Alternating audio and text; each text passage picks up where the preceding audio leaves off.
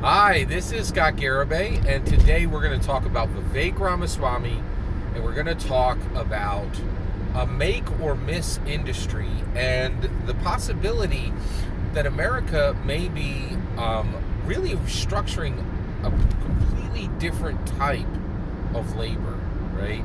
And that we need to start having an open and honest conversation about this and how Vivek Ramaswamy is uniquely positioned to have this type of philosopher king, philosopher queen conversation, right? So let's jump into this. I'll explain the structure and then let's talk about how Vivek uses this to propel himself toward winning the 2024 U.S. presidential race, right? Because he's in it and he is getting coverage. He is starting to cut through, and not just to a few fringe people on YouTube, but New York Times is covering him. Every major news source is covering him. I'm expecting him to be in the second debate that's coming up on September 27th, Republican debate. I'm expecting President Donald Trump to continue his cowardice or his incapability or his, he's either incapable, non-courageous. Is there another reason why there's no good reason to skip debate, right? Like it's just not there. But let's jump in here. So basically, I want to talk about Bill Maher. So if you don't know, Bill Maher's been around for a while. I think he's with ABC right now, and he certainly had a period with ABC. And he is the number one commentator in the world. I think he's been paid more to be a commentator, a political commentator, than anyone in the world. He's had multiple contracts. All of them have been millions of dollars. I think he might, at this point, he might be in the stage where his contracts are tens of millions of dollars. Joe Rogan is in the arena where his contracts are hundreds of millions of dollars. I don't think Bill Maher's made it there. Oh, that's interesting. Yeah. Well, I guess Joe Rogan kind of pays himself. No. He did go over to a satellite radio. So anyway, Bill Maher has been incredibly successful.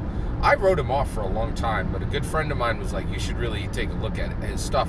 And I really like when he interviews people. I think, actually, he does these roundtables and he just brings people in. And he knows how to have a robust conversation. But he said something recently, and he got raked over the coals for it. And he goes there, man. He says some outlandish stuff that is true, right? But extremely hard to understand because Bill Maher is a genius. And actually, one of the people who responded to what I'm about to tell you, Bill Maher said, actually called him dumb, D-U-M-B, dumb, like literally stupid, right? And this is, I really want you guys to track this, right? But we throw that term around and we say, oh, this person's an idiot, they're stupid, they're dumb in politics, and that's just wrong. Virtually, if you're not really that intelligent, you lose. You don't make it, right? Like, there really are no stupid, dumb, idiotic people in politics. We need to take that off the table. That is wrong, right? So when you come at your opponent, hey, bring it, but be accurate, right? Like, don't, and Bill Maher is by no measure dumb. He's very intelligent, right? So, all right, let's keep moving here. All right, here's what he said. He said he's talking about the Hollywood writer strike. He has a bunch of writers who are literally on strike, and that's a huge problem for him because he has a show to do and he can't get any help with it, right? So that's a huge problem, right? And so basically, he said, my writers think that they have a right to make a living, and they don't. He said it flat out, and you're like, wait a second, and he got roasted for this. He got roasted, and they said, people were like, oh, he doesn't think writers should be able to make a living wage, right? Like, and first, people who accused him of saying that are 100% right. Like, he's saying Hollywood writers do not deserve to make a living wage. You're on Scott Garabay's channel. We're gonna dig into it, right? Like, we're gonna look for the deeper meaning. We're not gonna stop at the surface. And that's what a lot of commentators did. They were like, of course Hollywood writers have the right to make a living wage, right? But when you listen all the way to what Bill Maher was saying, he was saying something with massive ramifications that I think Vivek Ramaswamy should be speaking to. So let's get there. Let's talk about it. Okay. So what he said, this is a make or miss industry, right? And that's profound. That is profound, right? He was saying, hey, you come to Hollywood and you make it or you miss, right? And the moment he said it, you're like, oh my gosh, he's right. I've seen this in 100 movies, right?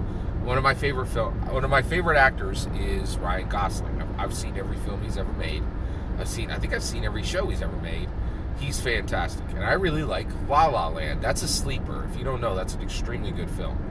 And it showed a musician in Hollywood and it showed an actor in Hollywood. And it showed you go there and you wait tables and you go there and you serve coffee. You go there, right? And you are guaranteed nothing.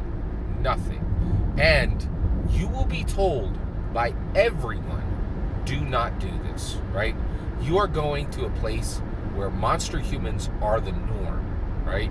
You're going to have to beat out people who will do almost anything to make it. And you are going to have to work outrageously hard to get there, right? And the odds are you're not going to make it. So everyone who goes to Hollywood has been told by everyone surrounding them, do not do this. You will find yourself in ruin or worse. This will end in tears and flames. And that's what Bill is saying. He's like, you were warned. No, you're not coming here because you can make a living wage. You end in ruin or glory. This is a make or miss industry. That is profound, right? And the reason why is Vivek Ramaswamy has this ability to recognize this and say, listen, everybody, Hollywood writers are not like you and me. And the reason why is they are climbing the mountain with climbing gear, and when they fall, they only fall 20 feet. The rest of the world, you could fall 200 feet to your death, but a Hollywood writer can't. They're falling with safety gear, right? A 20-foot fall. And this is what Bill's saying. He's saying, if you don't make it as a Hollywood writer, right? And the Hollywood writers, one of the reports I listened to said they turned down $11,000 a day for some of their members, right? They're like, that's not enough for us. We should make more than $11,000 a day for writing, for sitting in a room with craft services, making jokes and spending half the day on our cell phones. We should make more than 11,000. That's not fair, right? And what he's saying is, hey, you go, you try, right? You get a job or two, but if you can't get job after job after job, if you can't get millions to put your house on the hill, then you go home in ruin, right? And that's on you because you were warned. Everyone told you don't come to Hollywood. Hollywood ain't about comfort. Hollywood ain't going to give you a living wage. It's going to ruin you, or it's going to make you a king or a queen, right? And the part where Vivek can come in and say, hey, the rest, leave it to Biden, leave it to Donald Trump, just talk about the surface. But the reality is in America, and also when those Hollywood writers bounce out and go to ruin, their fallback is being a professor, because many of them have an Ivy League degree. You understand? Right? They can go into innumerable industries. They can become managers at a big box retail store, right? Their writing ability, their language, this allows them to work in almost any industry. Their fail position is going back, living with their mom and dad for two months, weeping into their pillow, and then getting up and getting a regular job like anybody else. And that regular job will probably pay 50% more than everybody else. And so Bill Maher is saying, no, you do not have a right to a living wage. He is literally saying, it's ruin or glory. This is a make or miss industry. And this is the part where Vivek Ramaswamy can come forward and say, listen, this is America, right? We know, people complain about millionaires and billionaires. This is America. We want to produce the first trillionaire, right? We don't play like the rest of the world. We have hierarchies. We have tiers. And we can have make or miss industries.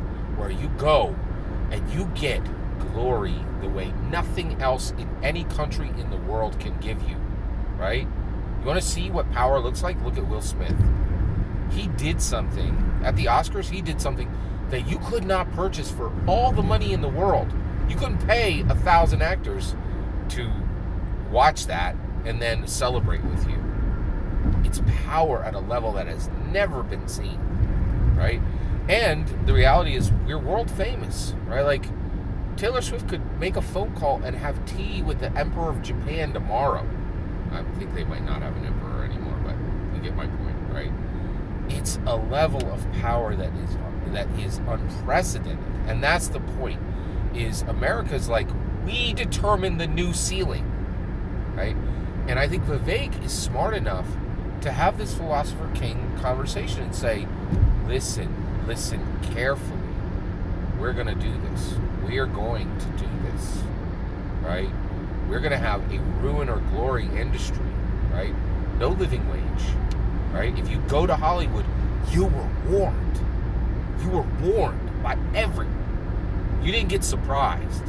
You rolled the dice. And in America, we have those kind of industries. And there will not be a safety net if you want to be a stadium rock star, right? Like, but that's America, right? And you know, and that's fascinating, right? I do think that is fascinating. And I think Vivek is smart enough to realize this, that we have tiers of success in America that are undreamed of in any nation of the world. And he can conserve it. He is a conservative. He can say, we're going to conserve this.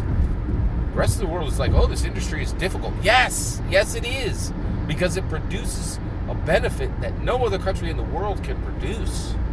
And Vivek can help us have this conversation and can help us navigate through what's really being fought over between the Hollywood writers, the Hollywood actors, and the Hollywood studios and the Hollywood executives, and understand it at a deeper level. Every single word of that is my humble opinion.